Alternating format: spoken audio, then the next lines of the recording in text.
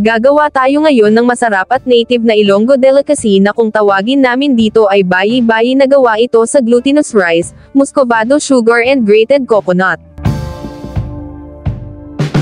Meron tayo ditong 1 kilong malagkit na bigas, lagyan natin ito ng tubig para hugasan ng at least 2 times.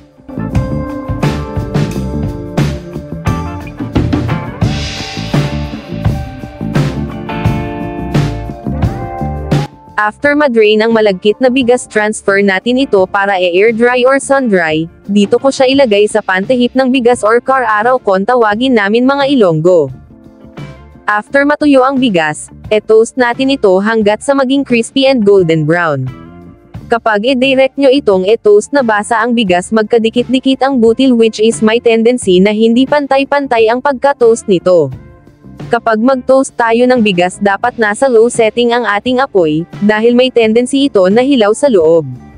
So dapat alalay lang tayo sa ating apoy, tikman ito kung luto na ba bigas or need pa na i-toast ito, then pwede na natin ipag-iling ito sa bayan. Gagamit din tayo ng kinayod na niyog. Ang maganda gamitin dito ay yung hindi masyadong matanda or burukayoon kung tawagin namin dito. At siyempre, gagamit din tayo ng muscovado sugar. I-mix natin ito hanggat sa mag-well combine na sa ating niyog.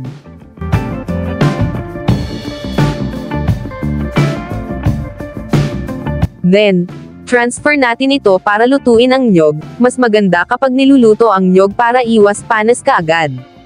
Ang niyog mabilis lang ito mapanis, kaya mas prefer ko talaga na lutuin muna ito. Then i-cool down natin ito hanggat sa makayanan natin i-handle ang init sa ihalo sa giniling na malagkit.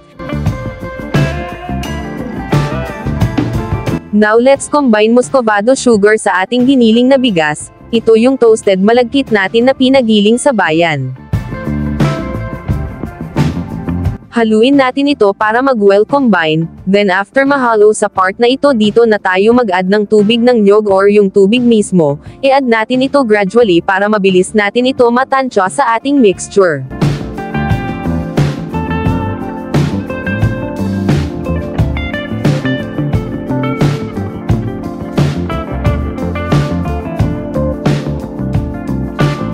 Dahil wala tayong malaking lusong, bayuhin natin ito ng mano-mano sa ating maliit na mortar and pestle hanggat sa maging smooth na itong ating bayi-bayi.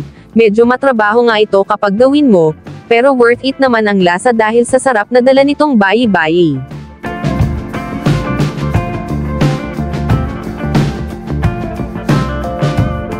Repeat lang natin ang remaining bayi-bayi hanggat sa maubos ito sa pagbayo.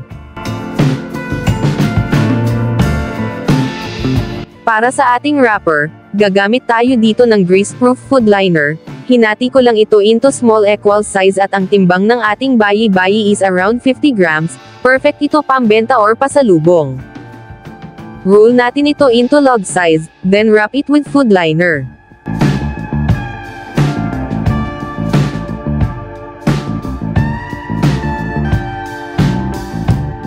Twist lang natin ang both ends para ma-lock ang wrapper.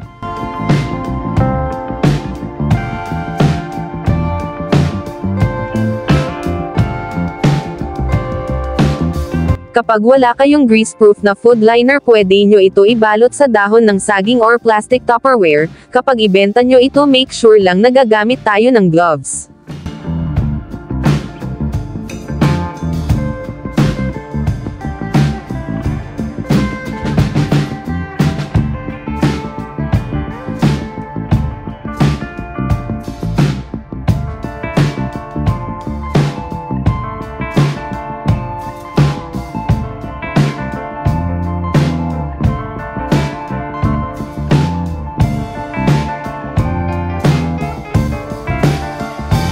Pwede nyo ito ibenta individually or per pack. Make sure lang na i-costing nyo ito. Kung magkano ang pwede nyo maibenta dito.